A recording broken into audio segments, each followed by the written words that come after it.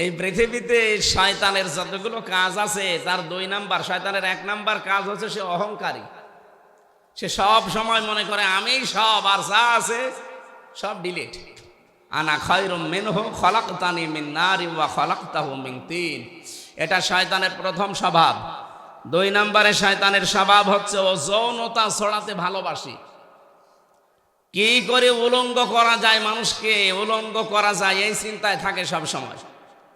এরকম শয়তানেরও প্রায় 7টা কাজ আছে দুনিয়াতে, ও এইগুলো করতে পারলে ওর আনন্দ লাগে।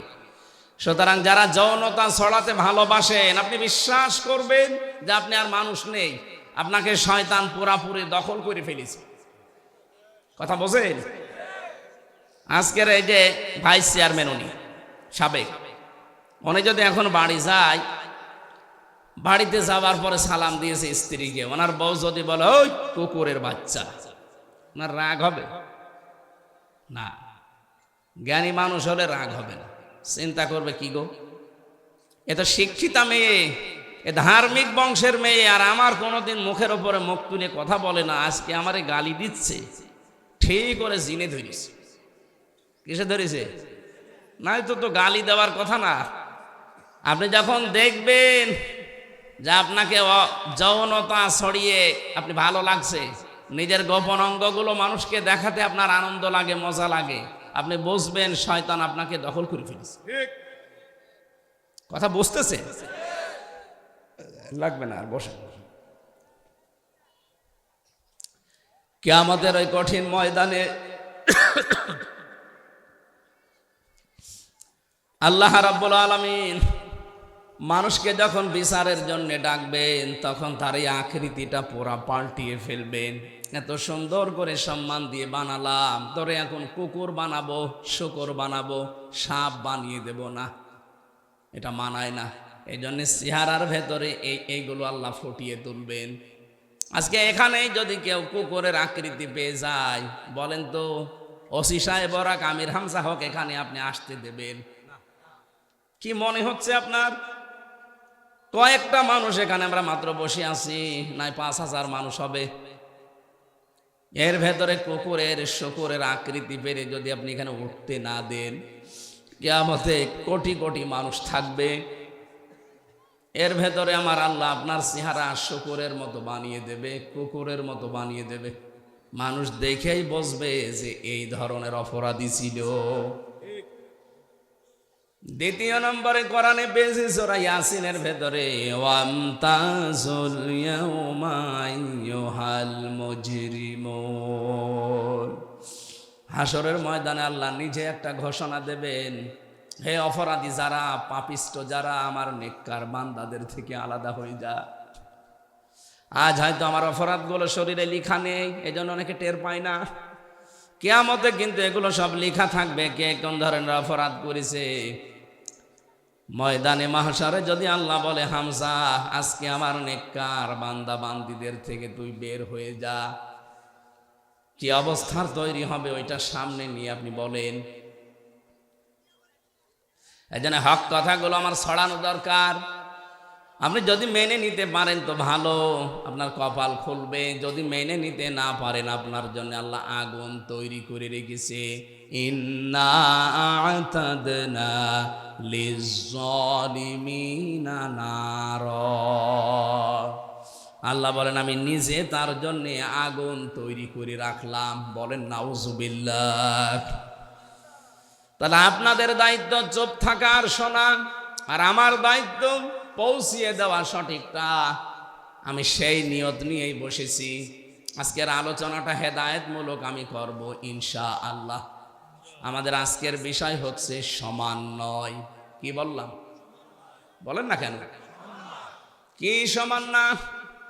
আজকে যে তেলাওয়াত করলাম সূরা সেজদা 18, 19, 20, এতগুলো আয়াত আমি কোনো তাফসীর মাহফিলে পড়ি না, খুব পড়লেও এক আয়াতের অর্ধেক পড়ি। আজকে পুরা 3 আয়াত পড়েছি, সময় পেয়েছি, এই জন্যে থাকবে তো ইনশাআল্লাহ। হ্যাঁ, আমরা তাফসীর আকারে কথা বলবো। সমন্বয় যেহেতু বলেছি, আমরা সেজদা, সূরা সেজদা থেকে পড়েছি। এত বড় একটা সুন্দর সূরা, সূরা সেজদা, 30টা আয়াত আছে, 3টা রুকু আছে। ওরা কোরআন শরীফের ভেতরে 30 আয়াত বিশিষ্ট সূরা আমি পেয়েছি, 2টা সূরা মুলুক আর সূরা সেজদা। বিশ্বনবী সারাটা জীবনে এই 2টা সূরা পড়িয়ে তারপরে ঘুমাতেন। বলেন সুবহানাল্লাহ। এত দামি সেজদা, নাম শুনলেই বোঝা যাচ্ছে এর ভেতরে এমন একটা কিছু আছে যেটার উপরে আমার আল্লাহ খুশি হয়। সেজদা এত দামি জিনিস, কোন মানুষ যদি সেজদা না দেয়, আমার আল্লাহ পাক এই পৃথিবীতে সবচাইতে বেশি রেগে থাকে তার উপরে। ও চাঁদপুরবাসী, আমরা অনেক মানুষ এখানে আছি সুস্থ সবল থাকার পরও আমরা নিজেরা আল্লাহকে সেজদা দেই না। তাফসীরের ভেতরে একটা ঘটনা পড়েছি, এই এদিকে তাকান। শয়তান মানুষের রূপ ধরেছে একবার, আল্লাহর এক বান্দার সাথে দোস্তি করেছে, সারাদিন তার সাথে চলাফেরা করে, ওঠা বসা করে, বন্ধুত্ব করে ফেলেছে। হঠাৎ সন্ধ্যার পরে যতদূর গেছে আর আসা সম্ভব হয়নি, এক গাছের নিচে আশ্রয় নিয়েছে। হঠাৎ করে শয়তান ডাক দিয়ে বলে, বন্ধু আমি আজকে আর তোমার সাথে থাকতে পারলাম না, আমি বিদায় নিলাম। কেন, সারাদিন তো কথাবার্তায় ওঠা বসায় চলাফেরায় তো ভালোই ব্যবহার ছিল, বন্ধুত্ব হয়েছিল, চলে যাবেন কেন? এবার প্রশ্ন করছে, কি তুমি আমার চিনতে পেরেছো? বলে না, আমি শয়তান। কে? লোকটা বলছে, কি আশ্চর্য, আপনি পরিচয় যখন দিয়ে দিলেন, আপনাকে দেখে তো আমার ভয় লাগার কথা, আর আপনি আমারে ফেলে রেখে চলে যেতে চান কেন? শয়তান জবাব দিয়েছে, বন্ধু আমি শুধু একটা সেজদা লঙ্ঘন করেছি। কয়টা? আল্লাহ বলেছিল আদমকে সেজদা দাও, আমি দেইনি। একটা সেজদা লঙ্ঘন করার কারণে যদি আল্লাহ আমার উপরে গজব নাজিল করে, 2টা জিনিস থেকে আল্লাহ আমাকে চিরবঞ্চিত করে দিয়েছে। 1 নম্বরে কোনোদিন আল্লাহ আমাকে ক্ষমা করবে না, 2 নম্বরে কোনোদিন তিনি আমাকে জান্নাতে দেবে না। এই মোবাইল বন্ধ করে রাখেন।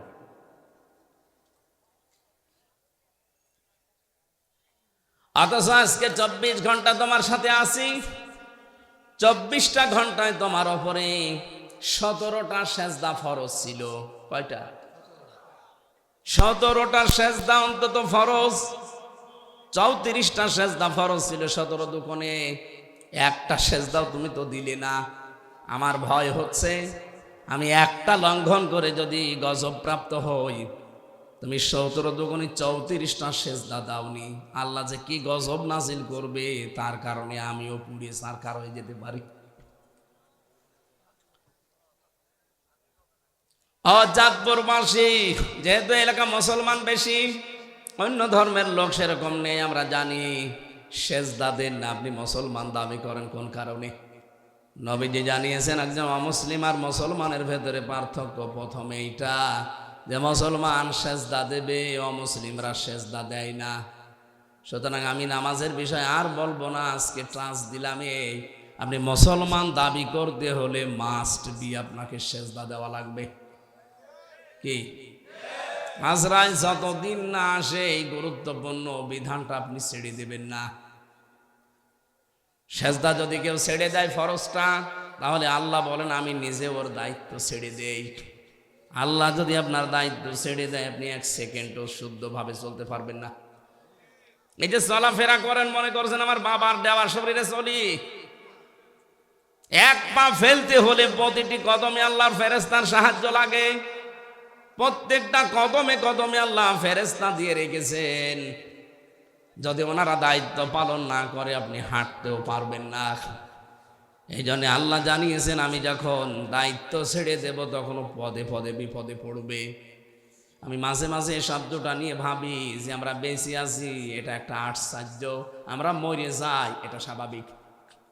মানুষ মরবে এটা স্বাভাবিক বিষয়, মানুষ মরেই যাবে, কিন্তু যে বেঁচে আছি এটাতে কতগুলো অর্গান কাজ করছে আমার এই 3.5 হাত বডিতে। এই যে কথা বলতে পারি, এক একটা কথা বিজ্ঞান এখন প্রমাণ করছে।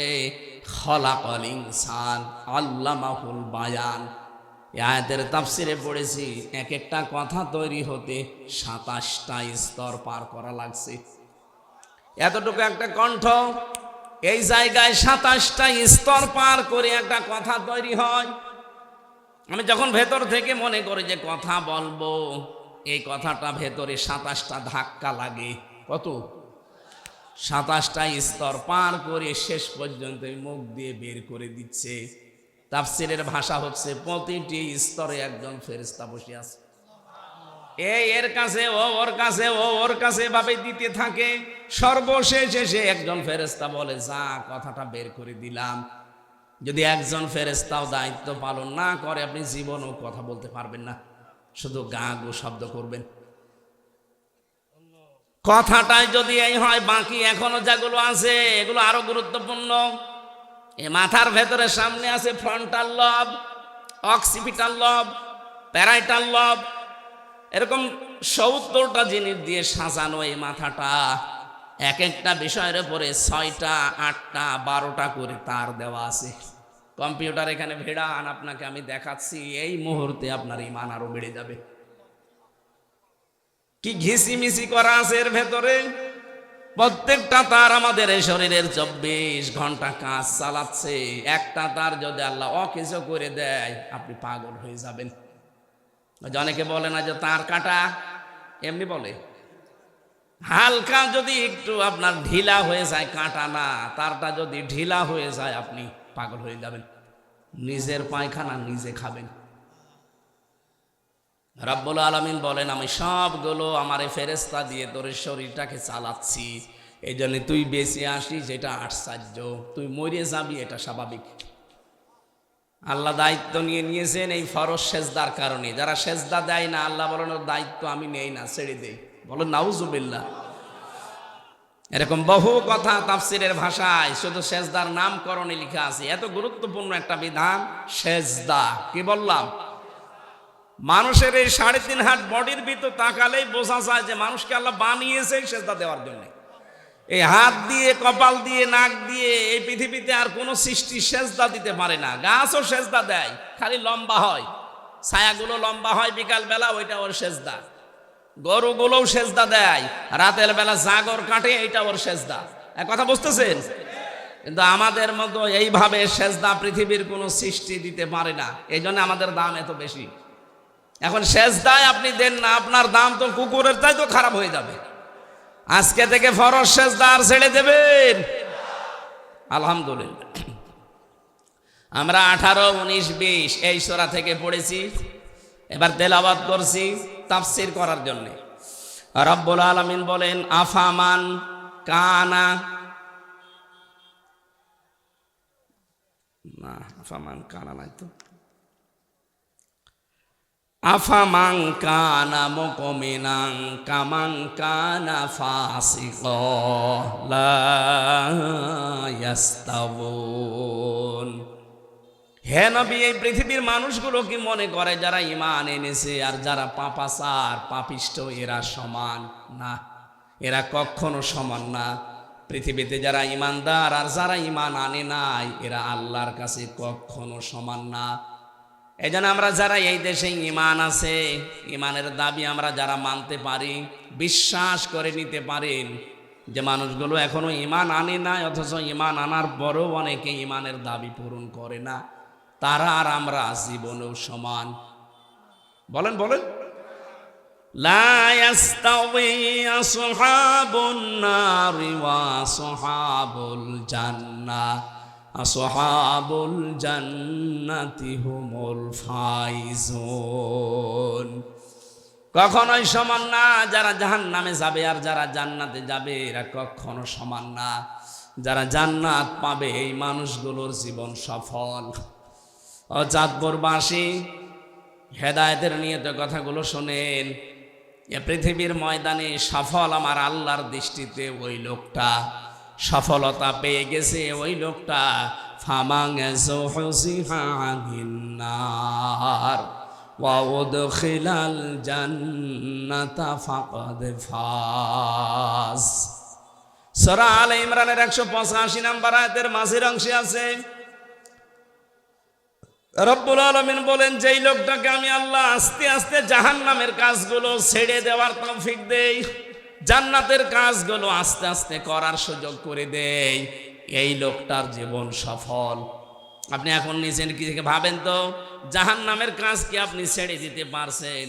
জান্নাতের কাজের দিকে কি এগিয়ে যেতে পারছেন? এটা প্রথম অর্থ। দ্বিতীয় অর্থ হচ্ছে চূড়ান্ত সফলতা ওই মানুষ পাবে যাকে জাহান্নামের আগুন থেকে মুক্ত করে আমি আল্লাহ জান্নাতি বলে ঘোষণা দিয়ে দেব। আসল হার জিতের খেলা পৃথিবীর ময়দানে হয় না। ইয়াউমা ইয়াজমাউকুম লিয়াউমিল জামঈ যালিকা ইয়াউমুত তাগাবুন। আসল হার জিত হবে কিয়ামতের ওই কঠিন ময়দানে। ওই দিন কেউ একজন আর একজনের সমান হতে পারবে না। সুতরাং আসল হার জিত যেহেতু সামনে আসতেছে, এইটার জন্য এখন থেকেই প্রস্তুতি নেওয়া আমাদের। যারা ফাসেক ফুজ্জার, যারা গুনাহগার, যারা ইমানদার, যারা মুমিন, আপনি এদের কাজকর্ম, কথাবার্তার, অ্যাক্টিভিটিস, এদের বিশ্বাস কোনোটা এক সমান পাবেন না। পুরাটা দেখবেন এদের সব দুই রাস্তায়। কোনদিন এরা এক রাস্তায় এদেরকে আপনি পাবেন না। যারা ইমানদার এই মানুষগুলো কোনদিন অনর্থক কথা এবং কাজ করে সময় নষ্ট করবে না। ভালো করে বুঝবেন, এদিকে তাকান। ওয়াল্লাযীনা হুম আনিল লাগবি মুরিবুন। সফল কাম মুমিন যারা, তারা কখনো অনর্থক কথা কাজে এরা সময় নষ্ট করে না। অনর্থক কথার কাজ কি? যেই কথা বলতে গেলে চিন্তা করা লাগে যে কথার দ্বারা দুনিয়া আখিরাতে কোনো উপকার আছে, যদি দেখেন না, সঙ্গে সঙ্গে সেখানে থেমে যাওয়া লাগবে। কোন কাজ করতে গেলে যদি দেখেন এই কাজে আমার দুনিয়া আখিরাতের কোনো উপকার আছে, যদি দেখেন না, আপনি সঙ্গে সঙ্গে নিজেকে থামিয়ে ফেলবেন। এই মুরিদুন, লাগবুন, এই শব্দগুলোর ব্যাখ্যা আমি বিভিন্ন তাফসীরের সাথে মিলিয়ে দেখেছি। পৃথিবীতে সবচাইতে বড় অনর্থক কাজ হচ্ছে আল্লাহর জমিনে মানুষের তৈরি করা আইন কায়েম করার চেষ্টা করা। এটা এই দেশের মানুষকে আমরা বোঝাতে পারছি না। কোরআনের পাখি 50টা বছর চেষ্টা করেছিল এটা বোঝানোর, যে আপনারা লাগবন থেকে বিরত থাকেন, অনর্থক কাজ থেকে, অনর্থক কর্ম থেকে নিজেকে বিরত রাখেন, নয়তো সফল হতে পারবেন না। এটা 50টা বছর তিনি একটা কথা বুঝিয়েছেন। চামড়া আমাদের এত মোটা, গন্ডারের মতো, কাতুকুতু দিলে নাকি 3 দিন পরে টের পায় গন্ডার। এক লোক শ্বশুর বাড়ি যাচ্ছিল, রাস্তার পাশে দেখছে একটা গন্ডার বাঁধা। গন্ডার কি কাতুকুতু দিয়েছে। কাতুকুতু বোঝেন না? দেখে না, গন্ডার হাসে না। 3 দিন পরে শ্বশুর বাড়ি থেকে আসার সময় দেখছে গন্ডার হাসতেছে। ডাক দিয়ে বলে, বন্ধু, 3 দিন আগে তোমারে কাতুকুতু দিলাম, তখন তো হাসলে না, এখন হাসতেছ। গন্ডার বলে, বন্ধু, এই 3 দিন পরে চামড়া ভেদ করে আমার কাতুকুতু লেগেছে। গন্ডারের কাতুকুতু লাগে কয়দিনের ভেতরে, আর আমাদের না না, অনেকে বছর সঙ্গে সঙ্গে। কিসের সঙ্গে সঙ্গে? এত কাতুকুতু দেওয়া হয় কোরআন দিয়ে, হাদিস দিয়ে, আখিরাতের কথা দিয়ে, কয় কিছুই তো মনে হয় না, আগে যা ছিল তাই। এই জন্য আজকে আমরা কাতুকুতু দিচ্ছি কোরআন দিয়ে। যারা অনর্থক কথা এবং কাজে আছেন, পৃথিবীতে যত অনর্থক বিষয় আছে, সবচাইতে অনর্থক হচ্ছে মানুষের তৈরি করা আইন। এক কথা বলেন, আল্লাহর এই জমিনে আল্লাহর পাঠানো আইন বাদ দিয়ে যারা মানুষের তৈরি করা আইন বিজয় করতে চান, আপনি কিন্তু অনর্থক কাজে আছেন। এরপরও যদি কেউ না বোঝার ভান করে থাকেন, এদিকে আসেন, কানের নিচে 2টা দিলে তখন টের পাবেন। কোরআন শরীফ দিয়ে, বুখারী শরীফ দিয়ে তো হচ্ছে না, আপনার বুখারী শরীফ দেওয়া লাগবে। আপনার বিবেক কি মরে গেছে না কুকুরে পেশাব করেছে? কোন কারণে আপনি মানুষ হয়ে মানুষের তৈরি করা আইন কায়েম করার চেষ্টা করবেন? আজ পর্যন্ত কোন কুকুরকে দেখেছেন একটা কুকুর হয়ে আর একটা কুকুরের আইন মানে? কথা বলে না কেন? এত বড় সৃষ্টি আমরা, সর্বশ্রেষ্ঠ সৃষ্টি, এর বড় কোন কারণে মানুষের তৈরি করা আইন এখানে কায়েম করা লাগবে? আজকে থেকে তওবা করেন। আমি জানি আপনার হেদায়েত কপালে থাকলে আজকেই হয়ে যাবে, আর হেদায়েত যদি আপনার না থাকে ওই গিরিশচন্দ্র সেনের মতো পুরা কোরআন শরীফ আপনাকে গলিয়ে খাওয়ালেও আপনি পথ পাবেন না।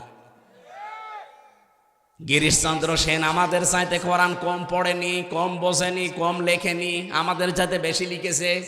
কারণ তাফসির লিখেছে, অর্থ তো লিখেছে, ও তাফসিরও লিখেছে।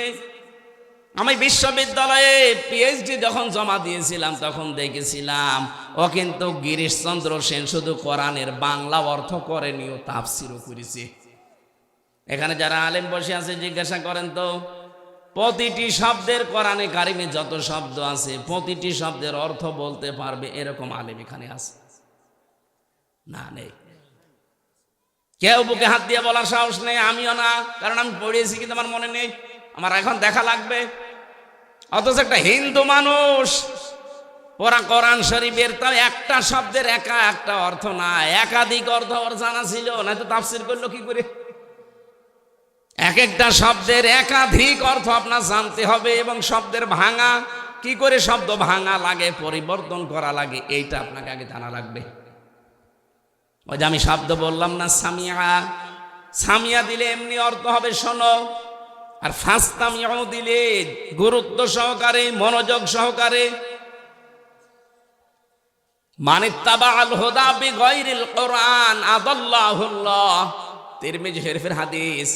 নবীজি বলেন কোরআনে কারিম বাদ দিয়ে যদি হেদায়েত পাওয়ার জন্য পৃথিবীর কোন জায়গায় কেউ যায়, তার মন যতই ভালো থাক, আদাল্লাহুল্লাহ, আল্লাহ নিজে তাকে দায়িত্ব নিয়ে গোমরা বানিয়ে দেবে। শব্দটা কিন্তু আদাল্লাহ ইয়াউদিল্লু, এটা বাবে ইফাল, আসল শব্দ দল্লা, দল্লা ইয়াউদিল্লু। এর বাংলা অর্থ দাঁড়াবে, যদি সোলাসি মুজাররদ থেকে আসে, 3 অক্ষর বিশিষ্ট শব্দ থেকে আসলে বাংলা অর্থ হবে আপনি নিজেই নিজেকে গোমরা বানিয়ে ফেলেছেন। কিন্তু আদাল্লাহ বাবে ইফাল থেকে আসার কারণে অক্ষর বেড়ে গেছে, এজন্য বাংলা অর্থ দাঁড়াবে আপনি হয়তো গিয়েছিলেন, আপনার নিয়ত ভালো ছিল, কিন্তু কোরআন সেখানে চলে না, কোরআনের কর্মসূচি নেই, এই জন্য আল্লাহ নিজে দায়িত্ব নিয়ে আপনাকে আরো গোমরা বানিয়ে দেবে। এখানে একটা শিক্ষা আছে, বলেন তো হেদায়েত দেওয়ার একচ্ছত্র মালিকানা কার? নাকি আমাকে হালকা পাতলা আল্লাহ দিয়েছে? এই যে প্রথম থেকে তো ওইটাই বলছে যে হেদায়েতের মালিক আমি না, নবীকে পর্যন্ত আল্লাহ দেয়নি। ইন্নাকা লা তাহদি মান আহবাবতা ওয়ালাকিন্নাল্লাহা ইয়াহদি মান ইয়াশা ওয়া হুয়া আ'লামু বিল মুহতাদিন। হে নবী, আপনি যাকে ভালোবাসেন তাকে হেদায়েত দিতে পারবেন না, আমি আল্লাহ যাকে পছন্দ করি তাকে দেই, আর আমি জানি যে হেদায়েত পাবে কে। আ'লামু ইসমি তাফসীর। এবার আসেন তো আয়াতের শিক্ষা এবং ব্যাখ্যা কি। বিশ্বনবী নিজের আপন চাচাকে বহু চেষ্টা চালিয়েছিলেন হেদায়েত দেওয়ার জন্য, কিন্তু পারেন নাই, কারণ তার মন ছিল না। কি ছিল না? বলেন বলেন। এই গিরিশচন্দ্র সেন, এই বেটা কোরআন শরীফ পড়েছে, বুঝেছে, লিখেছে, কিন্তু ওর মন নেই, হেদায়েত পাওয়ার মতো ওর মন ছিল না, এই জন্য আল্লাহ ওকে হেদায়েত দেয়নি। মরে যাওয়ার পরে ওর জানাজাও হয়নি, কাফন দাফনও দেয়নি, পুড়িয়ে ফেলেছে। আমি যেটা বোঝানোর জন্য হাদিসটা বললাম, আদাল্লাহুল্লাহ, নবীজি বলেন আল্লাহ নিজে তখন দায়িত্ব নিয়ে নেয় আপনাকে খারাপ বানাতে। আল্লাহ যদি হেদায়েত দেওয়ার পরিবর্তে খারাপ বানিয়ে দেয়, কোন বাবা আছে আপনাকে হেদায়েত দিতে পারে বলেন তো? আরো জোরে বলেন। এই জন্য হাদিসের বাস্তবতা আমরা দেখতে পাই এই বাংলাদেশে 48,000 পীর এই দেশে সরকারি জরিপে। কত? 48,000। অধিকাংশ দরবারে দেখবেন কোরআন চলে না, কোরআনের নিয়ম নীতি কর্মসূচি সেখানে নেই, সেখানে চলে বাবাদের নিয়ম। বলেন। এই জন্য হাজারো মানুষ ভালো হওয়ার নিয়তে চায়, কিন্তু ভালো হওয়ার পরিবর্তে আরো মুশরিক হয়, পীরের পায়ে সেজদা করে। এরকম পীর দেশে নেই? আপনার থানায় আছে? মনে করছেন হুজুর কিছু জানে না? সব খবর আমার কাছে আছে। মানুষ হয়ে যারা মানুষের সেজদা নেয়, এ তো টাটকা নির্ভেজাল মুশরিক। কথা বলেন। আমার কুষ্টিয়ার লালনের মাজারে মানুষ যায় ভালো হওয়ার নিয়তে, অথচ আগে গাঁজা খেত না, ওখানে গিয়ে গাঁজা খায়। ও কি ভালো হয়েছে না খারাপ হয়েছে? খারাপ হইলো কেন? কারণ ওখানে কোরআন নেই, কোরআনের কর্মসূচি আপনি পাবেন না। ওখানে শুধু প্রকাশ্যে সেজদা হয় লালনের মাজারে। অনেকে বউ ছেলে মেয়ে সব নিয়ে চলে যাচ্ছে এই কুমিল্লা, চাঁদপুর, নোয়াখালী থেকে, মনে করে যে আল্লাহর ওলি ঘুমিয়ে আছে। যায় যে দেখে শুধু গাঁজা। বাংলাদেশে একটা জায়গা আছে যেখানে পুলিশ পাহারা দিয়ে নিশ্চিন্তায় গাঁজা খাওয়ায়, একটা জায়গা আছে, কোনো চিন্তা নেই। যদি গাঁজা একেবারে নির্ভেজাল ভাবে খেতে চান ওই মাজারে যাবেন, ওখানে কোরআনের কোন নিয়ম নীতি বলবেন চলতেও দেবে না, চলেও না। যেহেতু কোরআন নেই এই জন্য ওখানে যারা যায় ভালো হওয়ার পরিবর্তে আরো কি হয়? আরো জোরে বলেন কি হয়? এই জন্য আজকে সিদ্ধান্ত নেওয়া লাগবে, শুধু হাদিস শোনা না। যেহেতু আদাল্লাহুল্লাহ, আল্লাহ নিজে খারাপ বানায়। বাংলাদেশে যেই দরবারে কোরআন চলে না, কোরআনের নিয়ম নীতি নেই, ওই দরবারের প্রতিষ্ঠাতা যদি আমার বাবাও হয় আমি ওখানে আর নেই। বলেন এটা মানা যাবে না ইনশাল্লাহ? এই থানা থেকেই শুরু করবেন নাকি এই থানা এসব নেই? আছে। দ্বিতীয় পয়েন্টটা বলি নাকি এটা বাদ দিয়ে দেবে? না বলেন বলেন, বললে হবে না, মানা লাগবে। মানবেন তো ইনশাল্লাহ? দ্বিতীয় পয়েন্টটা আমি এবার বলছি, মানবেন কারা? আগে হাত তোলেন। হ্যাঁ, আন্দাজ হাত তোলবেন না কিন্তু, মুনাফিক হয়ে যাবে। চিন্তা ভাবনা করে হাত তোলেন। তোলেন, এই দেখেন তো হাত তোলেনি কে? হ্যাঁ আলহামদুলিল্লাহ। এই যে একজন হাত তোলেনি, তো ওটা তোলার দরকার নেই, থাক। বাকিগুলো মানে কিনা দেখেন। তাহলে এখানে যেমন সহজভাবে বুঝলেন, কোরআন যেখানে দরবারে চলে না ওই দরবারের প্রতিষ্ঠাতা আমার বাবাও যদি হয় আমি ওখানে নেই। আমি থাকলে আমাকে খারাপ বানিয়ে দেবে কে? বাংলাদেশে 48টা নিবন্ধিত রাজনৈতিক দল আছে, আর নিবন্ধন এখনো পাইনি, এগুলো মিলাই প্রায় 73টা। যেই রাজনৈতিক দলের কর্মসূচিতে কোরআন নেই, কোরআনের নিয়ম নীতি চলে না, ওই দল যদি আমার বাবাও প্রতিষ্ঠা করে ওই দলে আমি নেই। এইবার অত জোরে বলবে না, আমি জানি। এইটা মানতে গেলে তো ওয়াজ শেষ। এটা মানবেন না, অত জোরে আন্দাজে মিথ্যা কথা বলেন কোন কারণে? আপনি মানবেন না, আমিও জানি। এই জন্য এটা আসতে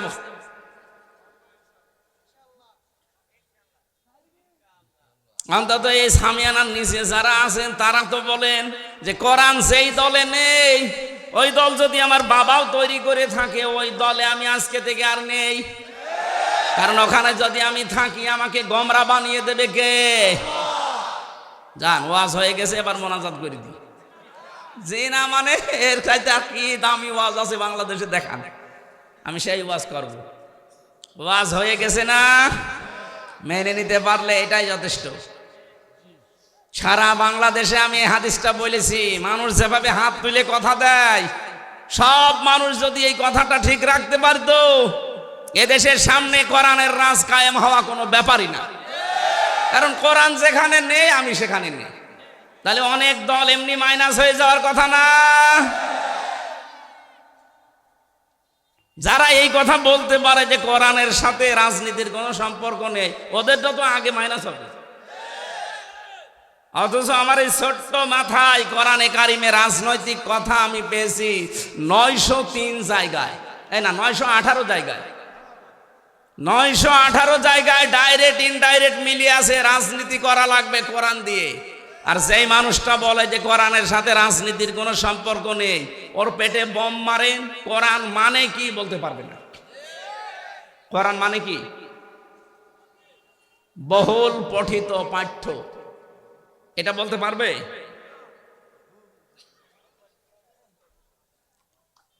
আমার ভাইরা, আমি যে আয়াত পড়েছিলাম লাঘবন শব্দের ব্যাখ্যা দেওয়ার জন্য, এই পৃথিবীতে যে মানুষগুলো মানুষের তৈরি করা আইন কানুন কায়েমের জন্য চেষ্টা চালান, আপনি কিন্তু অনর্থক কাজে আছেন। সময়টা নষ্ট করেন না।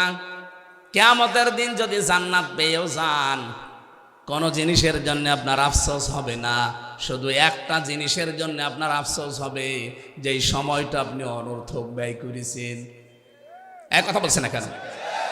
জান্নাতীর মানুষদের কোনো আফসোস মনের ভেতরে আসবে না, শুধু একটাই আফসোস আসবে যে অনর্থক যে সময়গুলো আমি ব্যয় করে ফেলেছি, অনর্থক কাজে আমার সময়টা ব্যয় হয়ে গেছে। আজ বাংলার কত মানুষ না বুঝে হোক বুঝে হোক নিজেদের জীবনের সময়গুলো সব অনর্থক কাজে ব্যয় করছে। আমি জেলখানার ভেতরে বাবর মিয়াকে দেখেছিলাম, এই যে লুৎফুজ্জামান বাবর কয়েকদিন আগে বের হয়েছে, ওনার পাশের যে ছেলে আমি ছিলাম, দেখতাম কি জিকির করছে, লোকটা মনে হচ্ছে একেবারে টাটকা খাস আল্লাহর ওলি হয়ে গেছে। 17 বছর জেল খাটল। আমি আর একজনকেও পেয়েছি জেলখানায়, ইসলামী আন্দোলনের সিপাহ সালার আমাদের রাহবার জনাব এটিএম আজহারুল ইসলাম। আল্লাহ রাব্বুল আলামিন লুৎফুজ্জামান বাবরের মতো তাকেও যেন আমাদের মাঝে আবার ফিরিয়ে দেন। তার জীবনেও 17 বছর কেটে গেল।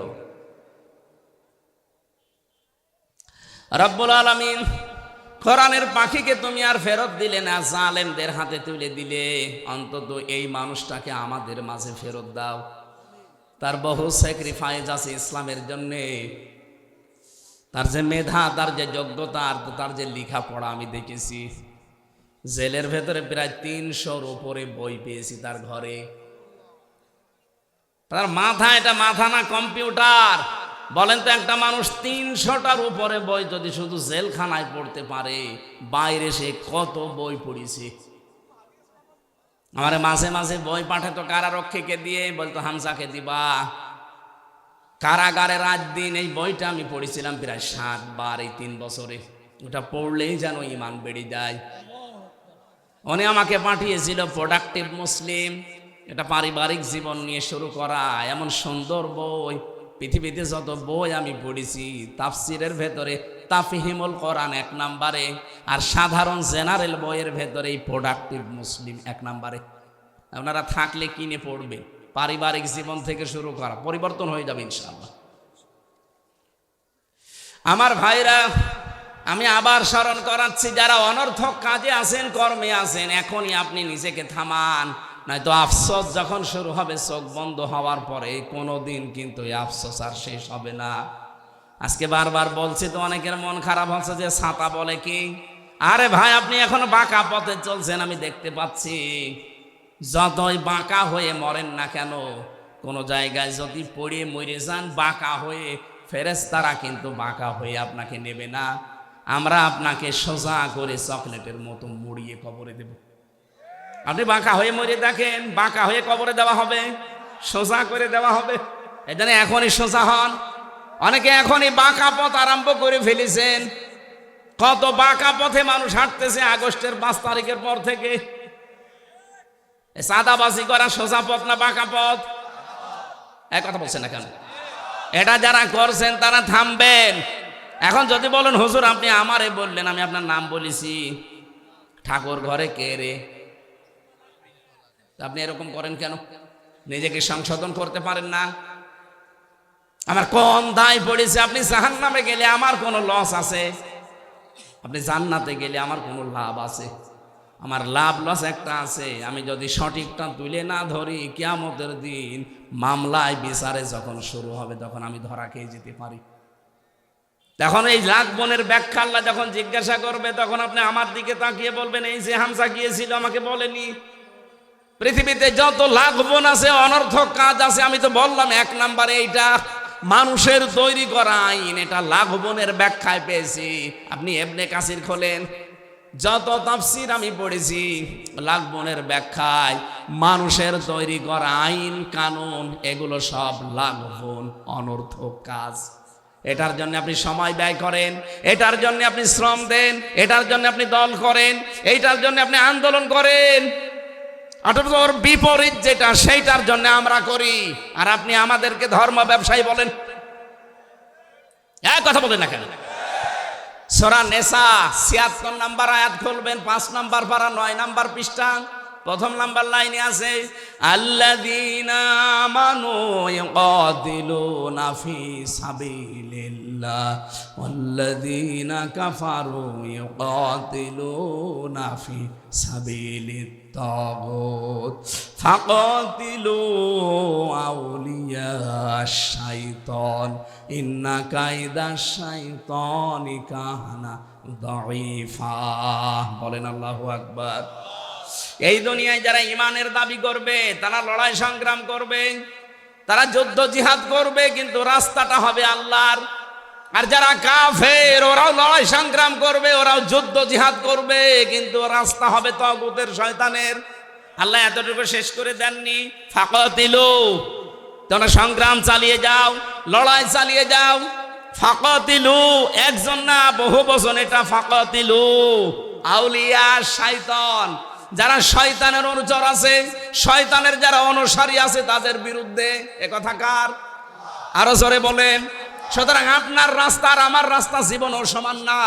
আপনি শয়তানের রাস্তায় আছেন আর আমি আল্লাহর রাস্তায়। কারোর ভেতরে যদি এইটা থাকে যে ক্ষমতায় বসে শান্তি পাবো, শান্তি করব না, তার পেছনে থাকা জায়েজ নেই। আপনার উদ্দেশ্য থাকা লাগবে আল্লাহর এই আইনটা কি করে এখানে দাঁড় করানো যায়, কায়েম করা যায়। কারণ এইটাই নবীদের উদ্দেশ্য ছিল। ওয়াল্লাযী আরসালা রাসূলাহু বিল হুদা ওয়া দীনিল হক লিইয়ুযহিরাহু। এখানে যারা তাফসীর বসে জিজ্ঞাসা করবেন এজহার মানে, এজহার মানে কি? না না, হ্যাঁ, এখানে বিজয় করা অর্থ হবে।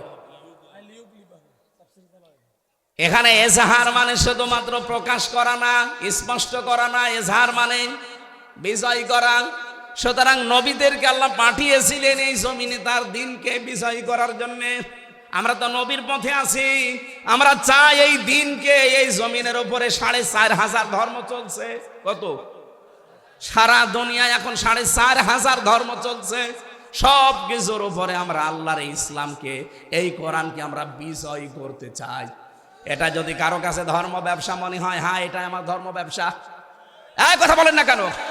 এটা যদি মনে হয় যে এটা আপনি ধর্ম ব্যবসা করছেন, হ্যাঁ এটাই আমার ব্যবসা, আমি এইটাকে বিজয় করবো, সে যে কোনো মূল্যে হোক। আলা দ্বীনি কুল্লিহি, যত ধর্ম আছে সবার উপরে, এটা আমার জীবনের শেষ টার্গেট। ওয়ালাউ কারিহাল মুশরিকুন ওয়ালাউ কারিহাল কাফিরুন। যদিও কাফের মুশরিকদের কাছে এটা অপছন্দনীয়, খারাপ লাগে। আরে ভাই, কাফেরের নাই খারাপ লাগতে পারে দিন কায়েমের কথা বললে? আপনি তো মুসলমান দাবি করেন, আপনার খারাপ লাগে কেন? তার মানে আপনিও কি মুশরিক? এই কথা বলেন না কেন? আপনি কি মুশরিক? আশা করছি ভুল বুঝবেন না। এই পৃথিবীতে আমাদের সব কিছু ব্যয় করার জন্য অলরেডি আমরা কিন্তু যেদিন শপথ নিয়েছি ওই দিনই আল্লাহকে দিয়ে দিয়েছি। আমাদের প্রথমেই পড়ানো হয় এইটা, কুল ইন্না সলাতি ওয়া নুসুকি ওয়া মাহইয়ায়া ওয়া মামাতি লিল্লাহি রাব্বিল আলামিন। হে নবী, আপনি বলুন আমার নামাজ, আমার কুরবানি, আমার বেঁচে থাকা, আমার মরে যাওয়া, আমি সব আল্লাহকে দিয়ে দিয়েছি। তা আমি তো অলরেডি এটা দিয়ে দিয়েছি, এখন আপনি আমার কাছে আর কিছু পাবেন না, দিয়ে দিয়েছি। আমার মন মতো আপনি আর নামাজ পড়তে পারবেন না। নামাজ আমি পড়বো এখন আল্লাহর হুকুম মতো। নামাজ পড়াও যেমন ইবাদত, নামাজ ছেড়ে দেওয়া ইবাদত। নামাজ ছেড়ে দেওয়া ইবাদত না? হ্যাঁ না, মানে সূর্য যখন আপনি মাথার উপরে, সূর্য যখন উঠতেছে, সূর্য যখন ডুবতেছে, নামাজ পড়তে পারবেন? তাহলে নামাজ ওই সময় ছেড়ে দেওয়া কি? নামাজ পড়াও ইবাদত, নামাজ না পড়াও ইবাদত। এই জন্য ইন্না সলাতি, আমার যা নামাজ পড়া, নামাজ হোক, নামাজ বাদ দেওয়া হোক, আমি আল্লাহকে দিয়ে দিয়েছি। অনুসুকি, নুসুক মানে, নুসুকের অর্থ তিনটা হয়। এক নম্বরে নুসুক মানে কোরবানি, দুই নম্বরে নুসুক মানে হজের ক্রিয়াকলাপ, তিন নম্বরে নুসুক মানে ইবাদত বন্দেগী। এই তিনটা অর্থই আছে তাফসিরে। তার মানে আমার কোরবানি, আমার ত্যাগ তিতিক্ষা, আমার রক্ত প্রবাহ করা, যা করব আমি সব আল্লাহকে অলরেডি দিয়ে দিয়েছি। আমি যে বেঁচে আছি, আমি যে মরে গেছি, সব আমি আল্লাহর জন্য দিয়ে দিলাম। এই অবস্থায় যদি আমি মরণের বিছানায় আষাঢ় খেয়ে পড়তে পারি, রাব্বুল আলামিন বলেন আল্লাযীনা তাতাওয়াফাহুমুল মালাইকাতু তাইয়্যিবিনা ইয়াকুলুনা সালামুন আলাইকুম উদখুলুল জান্নাতা বিমা কুনতুম তা'মালুন। এভাবে সব আমি আল্লাহর জন্য নির্ধারিত করে দিয়ে, নিবেদিত করে দিয়ে যদি মরণের বিছানায় আছাড় খেয়ে পড়ি, আপনার মতো আমি পড়ব না, কারণ আমার সব পবিত্র করে আমি পড়েছি। রব্বুল আলামিন এবার একটা দুইটা না হাজার হাজার ফেরেশতা পাঠিয়ে বলবে তাজ্জিবিনা, পবিত্রকরণ হয়েছে তোমার জীবনের। এখানে পবিত্রকরণ শব্দের ব্যাখ্যায় আমি পড়েছি শুধুমাত্র এই পোশাক আশাক আর শরীর পবিত্র না, চিন্তার পবিত্রতা, আমলের পবিত্রতা, বিশ্বাসের পবিত্রতা, খাবারের পবিত্রতা, কর্মজীবনের পবিত্রতা, সব আমি পবিত্র করে এরপরে আছাড় খেয়ে পড়লাম। ফেরেশতারা এসেই বলবে সালাম, শান্তি আল্লাহর বান্দা তোমার উপরে, উদখুলুল জান্নাহ, ওই যে প্রবেশ করো জান্নাতে, বিমা কুনতুম তা'মালুন, যে কাজগুলো দুনিয়ায় করতে এর প্রতিদান স্বরূপ আল্লাহ তোমারে ওই জান্নাত দিয়ে দিয়েছে। জান্নাতি মানুষ আর জাহান্নামী মানুষের বিপরীতটা আছে জাহান্নামী মানুষের ক্ষেত্রে। আল্লাযীনা তাতাওয়াফাহুমুল মালাইকাতু যালিমি আনফুসিহিম ফালকাবুস সালামা মা কুন্না না'মালু মিন সু বালা ইন্নাল্লাহা আলিমুম বিমা কুনতুম তা'মালুন। যারা জাহান্নামী মানুষ এরাও পড়বে, যারা জালেম বিছানায় পড়ে যাবে, যেমন মরণের বিছানায় আছাড় খেয়ে পড়বে, ফেরেশতারা বলবে কি কি ব্যাপার, কি খবর, এখন তোমার এই মন্দ কাজগুলোর মজা এখন সামনে তুমি পাবে।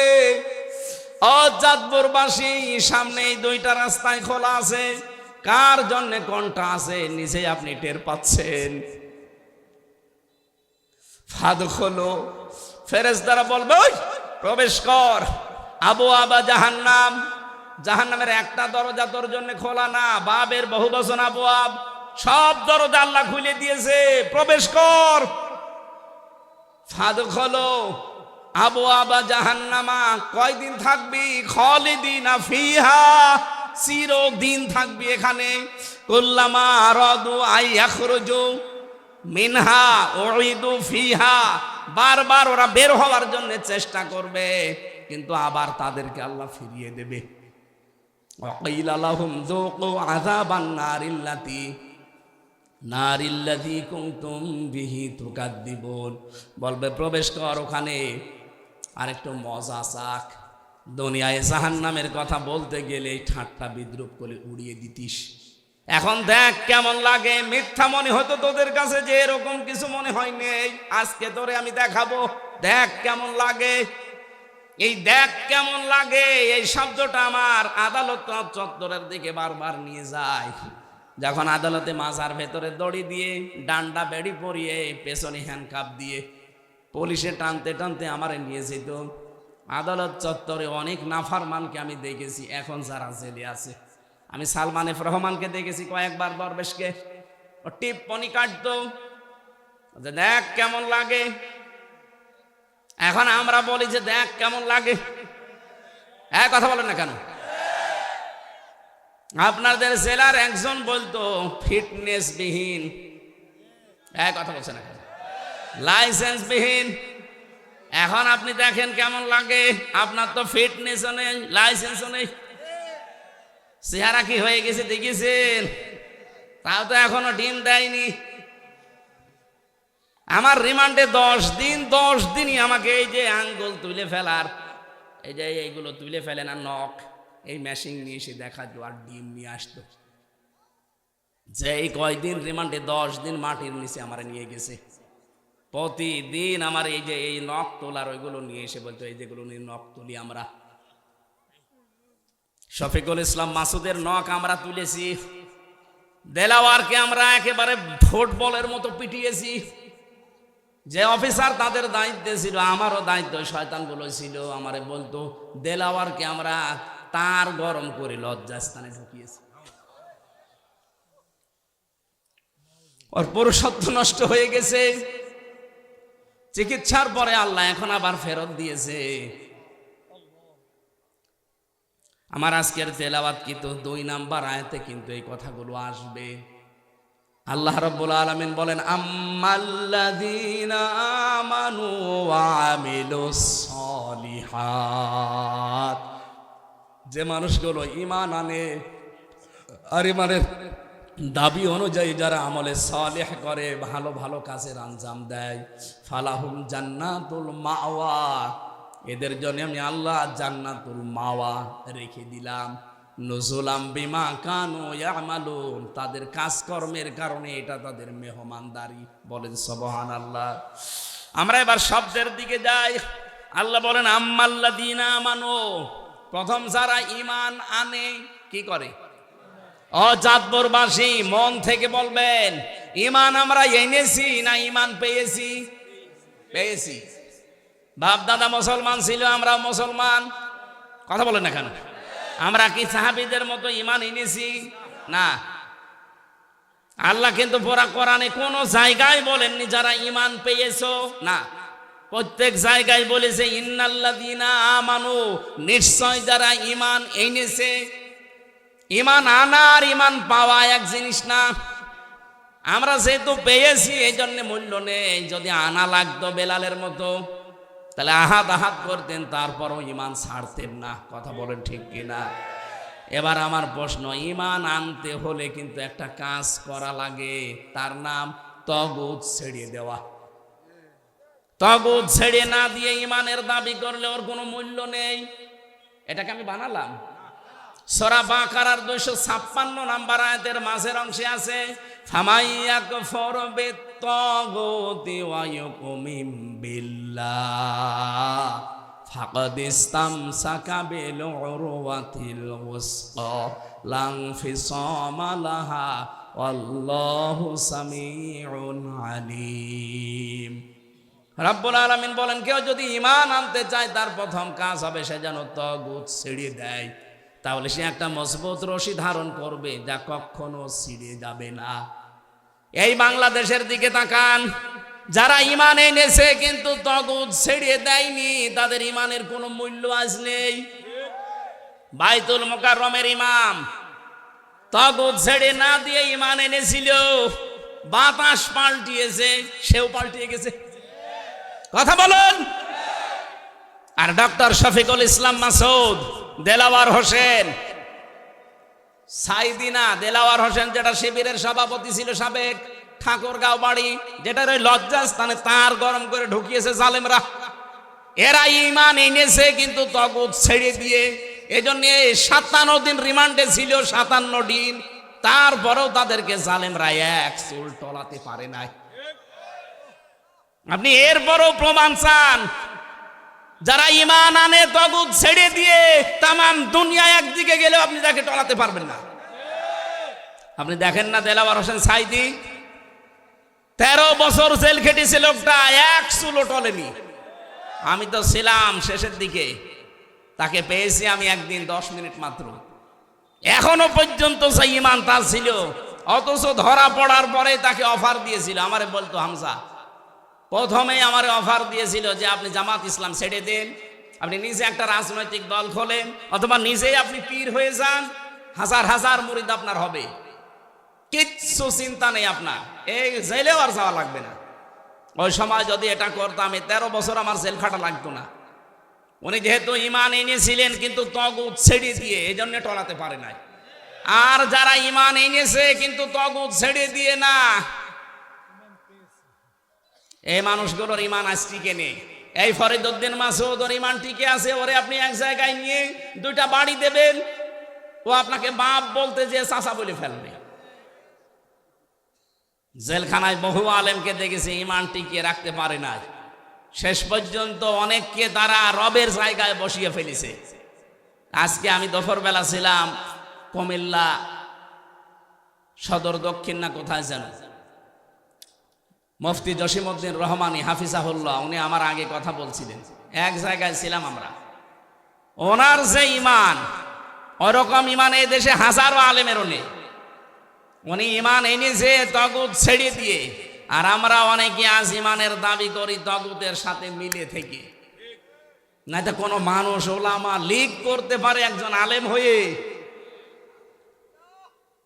আমাকে যেই দিন ধরে ওই দিন রিমান্ডে এই শেখ ইমরান, এই শয়তান এসপি, এই শয়তান আমারে প্রথম দিন রিমান্ডেই বলেছিল যে আপনাকে যা বলতে বলছি এইগুলো শুধু বলবেন জামাত ইসলামের বিরুদ্ধে, আকিজ গ্রুপের বিরুদ্ধে, আর আপনি দেশের বিরুদ্ধে এই কাজ করেন, এগুলো আমরা পয়েন্ট আকারে লিখেছি, 13টা পয়েন্ট লিখেছি। বলছে এটা শুধু আদালতে যে ম্যাজিস্ট্রেটের কাছে বলবেন, আপনাকে কালকে ছেড়ে দিই। মানে না, শুধু ছেড়ে দেবো তা না, আমার অফার দিয়েছিল যে আমার কুষ্টিয়া বিশ্ববিদ্যালয়ে আপনাকে উলামা লীগের সেক্রেটারি বানিয়ে দেব। মানে সব তো ওদের হাতের ভেতরে। ওই সময় যদি মেনে নিতাম, মালও কামাতে পারতাম, আগে কি সুন্দর মাল কামাইতাম, ওইটাও কামাতে পারতাম। 3 বছর আমার এই ফাঁসির কন্ডেম সেলের ভেতরও থাকা লাগতো না, কিন্তু আমার ইমানটা চলে যেত। কথা বলছে না কেন? পুরা একেবারে টাটকা বেঈমান হয়ে যেতাম না? এখন আমার এই আপার সাথে পালানো লাগতো। কথা বলছে না কেন?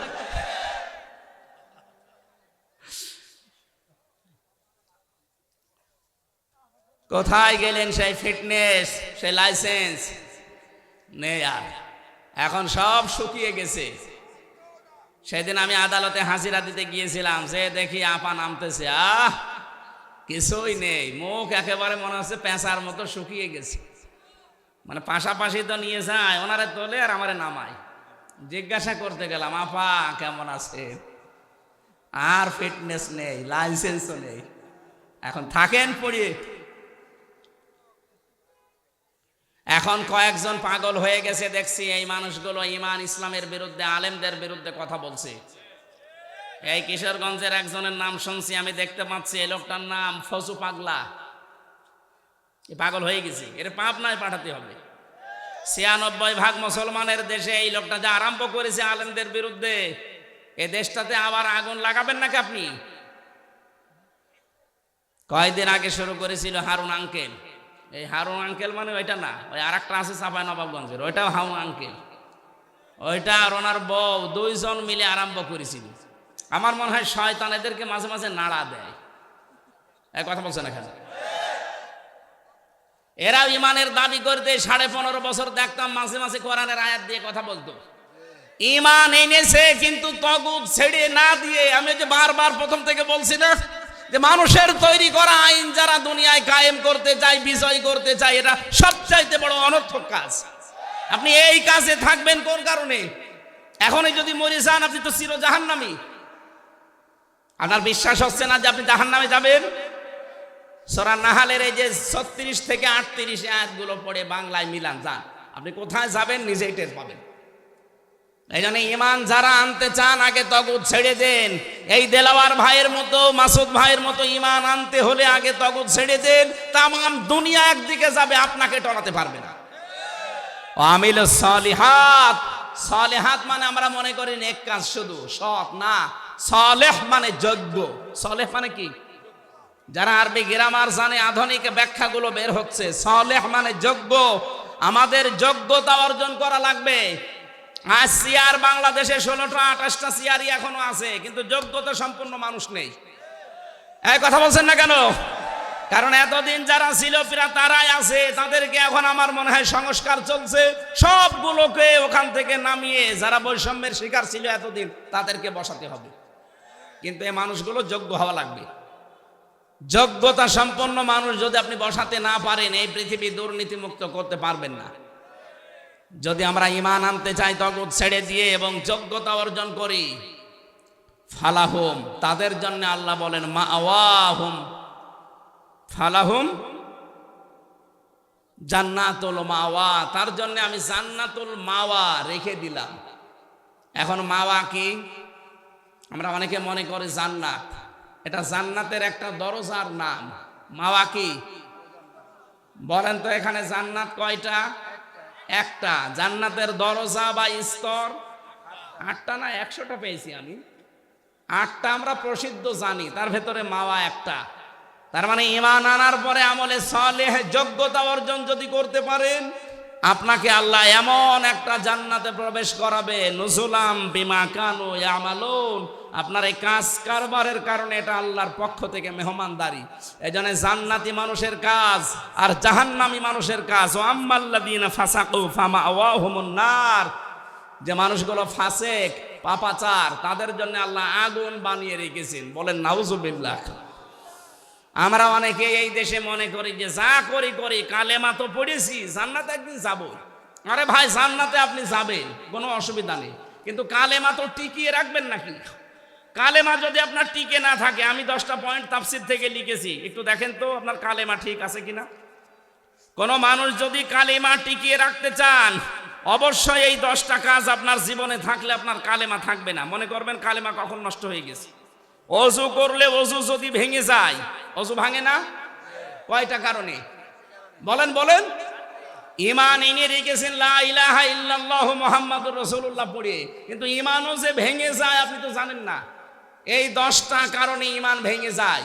ভাঙা অজু দিয়ে যেমন নামাজ হয় না, ভাঙা ঈমান দিয়ে জান্নাত পাওয়া। 1 নম্বরে যারা শিরিক করেন, এর দলিল আছে সূরা জুমারের 65 নম্বর আয়াতে। আমি দলিলগুলো লম্বা করতে পারছি না। 2 নম্বরে যারা কুফরি করবে, কুফরি মানে গোপন করে রাখা, আল্লাহর বিধান জানার পরে দুনিয়ার কোনো স্বার্থ পেয়ে যারা গোপন করে রাখেন তারা কাফের। 3 নম্বরে যারা নেফাক, সব ধর্মকে যারা সমান মনে করেন। এই ফজু পাগলা কালকে এই বক্তব্য দিয়েছে, যেটা আমার বাংলাদেশ, সব কিছু এই দেশে সমান, ইসলামও যা, ওই সনাতন ধর্মতা। সনাতন ধর্ম বলতে উনি বুঝিয়েছেন হিন্দু ধর্ম না ভাই। সনাতন মানে পুরাতন। সনাতন মানে কি? এই পৃথিবীতে পুরাতন ধর্ম কোনটা? এই জন্য সনাতন ধর্ম কিন্তু ইসলাম ধর্ম, হিন্দু ধর্ম না, ওটা তো নতুন ধর্ম। সনাতন মানে কি? এই পৃথিবীতে 4500 ধর্ম আছে, যারা সব ধর্মকে সমান মনে করেন। আল্লাহ বলেন না, আমার কাছে একটা ধর্ম, তার নাম কি? ইন্নাদ-দীনা ইনদাল্লাহিল ইসলাম। যারা সব ধর্মকে সমান মনে করেন, আপনার ঈমান চলে গেছে। বলে ধর্ম যার যার উৎসব, আপনার ঈমান আছে আর? এরপরে নবী ছাড়া অন্য কারো আদর্শ যদি কেউ ভালো মনে করে, এদেশে করে না। 5 নম্বরে আল্লাহর বিধানকে যাদের ভালো লাগে না। 6 নম্বরে দ্বীনের বিধানকে নিয়ে যারা কটূক্তি করে, সবগুলো এই দেশই হচ্ছে।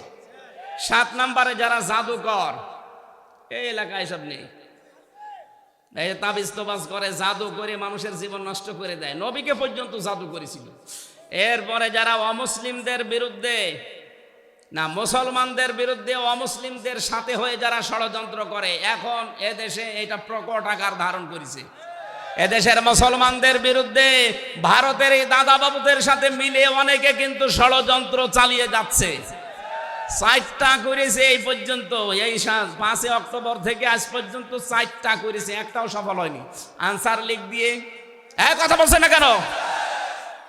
সচিবালয়ে আগুন লাগিয়ে কে? এরপরে হিন্দুদেরকে দিয়ে একটাও সফল হয়নি, আর হবেও না। যারা মুসলিমদের বিরুদ্ধে অমুসলিমদের সাথে মিলে ষড়যন্ত্র করছেন, আপনার ঈমান ভেঙে গেছে, আপনি যতই হাস করেন।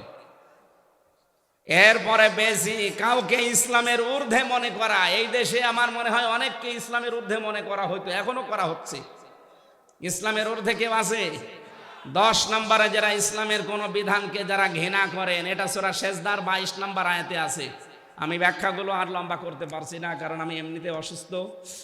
আমরা যে কথাগুলো বললাম, আমার ঈমান যেন ভেঙে না যায়। ভেঙে গেলে আপনি যতই লা ইলাহা ইল্লাল্লাহ বলেন, আপনাকে জাহান্নামে আল্লাহ পাঠাবে। বের হতে চাইবেন, আল্লাহ বের হতে দেবে না। এই আয়াতগুলো আমাদের বাস্তব জীবনে আল্লাহ যেন সেট করার তৌফিক দেন। কাফের এবং ইমানদার 2টা পথ আলাদা। আমরা ইমানদারের পক্ষে আছি, কাফেরদের বিপক্ষে আছি। আল্লাহুম্মা আমিন।